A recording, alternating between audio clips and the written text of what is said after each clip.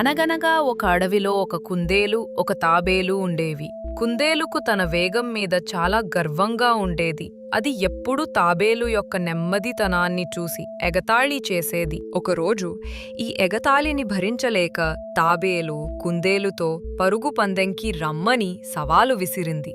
ఆ మాట విన్న కుందేలు గట్టిగా నవ్వి, "నీతో పందెమా? సరే, నీ ఓటమిని నువ్వే చూస్తావు" అని చెప్పి సవాలును స్వీకరించింది. పందెం మొదలైంది.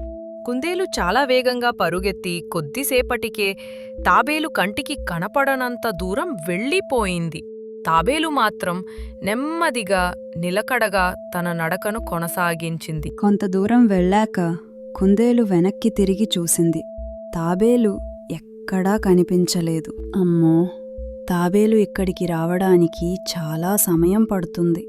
ఈలోపు నేను ఒక చెట్టు కింద కాసేపు విశ్రాంతి తీసుకుంటాను అని అనుకుని ఒక చెట్టు కింద పడుకుని నిద్రలోకి జారుకుంది. తాబేలు మాత్రం ఎక్కడా ఆగకుండా నెమ్మదిగా నడుస్తూనే ఉంది.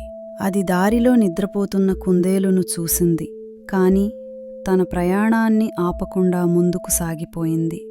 నెమ్మదిగా గమ్యాన్ని సమీపించింది. కొంతసేపటికి కుందేలుకు మెలకువ వచ్చింది. అయ్యో, చాలాసేపు నిద్రపోయాను అనుకుని గమ్యం వైపు చూడగా తాబేలు గెలుపు గీతకు దగ్గరగా ఉండటం చూసి ఆశ్చర్యపోయింది. వెంటనే కుందేలు తన శక్తి కొద్దీ వేగంగా పరుగెత్తింది.